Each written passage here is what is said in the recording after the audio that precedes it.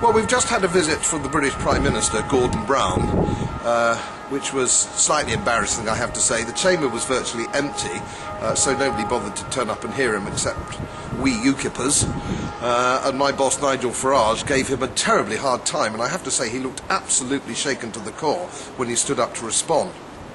To the extent he actually used the word in quite a short addendum to his speech, global, 21 times, which suggests that the man was actually struggling for an idea.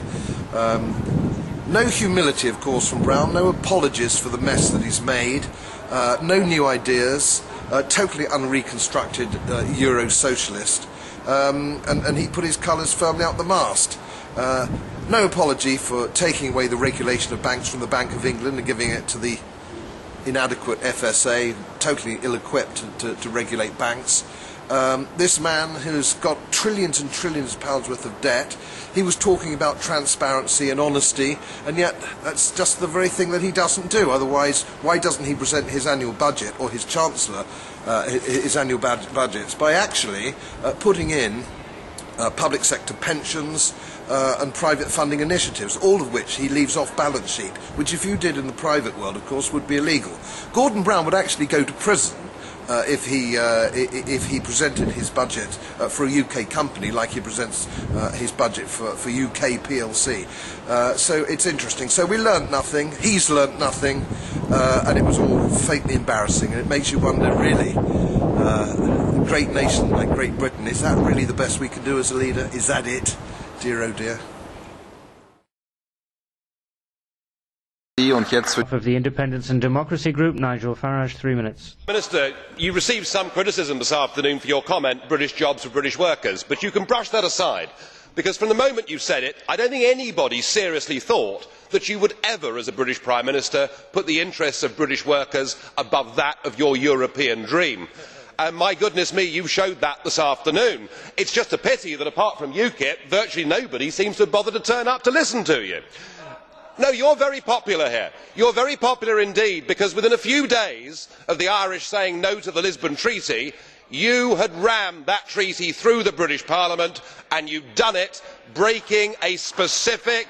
You see, I said you were popular. You did it breaking a specific manifesto pledge that you would give the British people a referendum on the constitutional treaty. Shame on you, Prime Minister, for doing that. You have devalued democracy in our country. You have devalued the trust that voters have got in you as a British Prime Minister. But of course we know the reason why. The reason why is that we would have voted no. You said in your speech that none but those on the extremes oppose European Union. Well, that may be right amongst professional career politicians, but a clear majority of the British people want us to have friendship and free trade with the European Union, but do not want to be members of this political union. You cannot continue against public opinion to build this European Union. If you do it against the will of the people, you are storing up enormous social and political problems for the future. Please, please, let the peoples of Europe decide their destiny. Don't have it done in parliaments like this and parliaments like Westminster. It won't work. And as far as the economy is concerned, you've told us that somehow you're the economic guru. You're the man that can save the world. Well, I remember very well your first big act as Chancellor, when you sold 400 metric tonnes of gold on the world's exchanges at $275 an ounce. At today's valuation, that would be $10 billion higher. But it isn't just the fact you got it wrong, because we can all get it wrong. It was the fact that you announced in advance how much you were going to sell and on what day you were going to sell it. It was an error so basic that the average A-level economics student, even in these educationally devalued times, wouldn't have done. To add to that, you've destroyed our private pension system.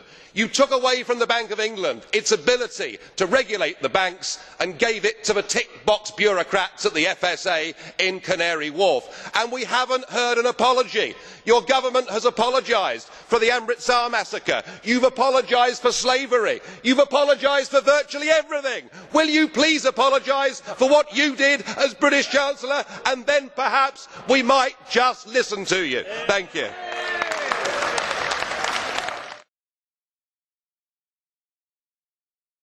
has got to be done, and it has got to be done by global cooperation. And we have got to deal with that by creating a global trading environment, but our global institutions to be strong. We are now in a global economy. There are global problems that need global solutions. That will require us to shape global institutions, and that is actually a global banking failure that has spread across the industrial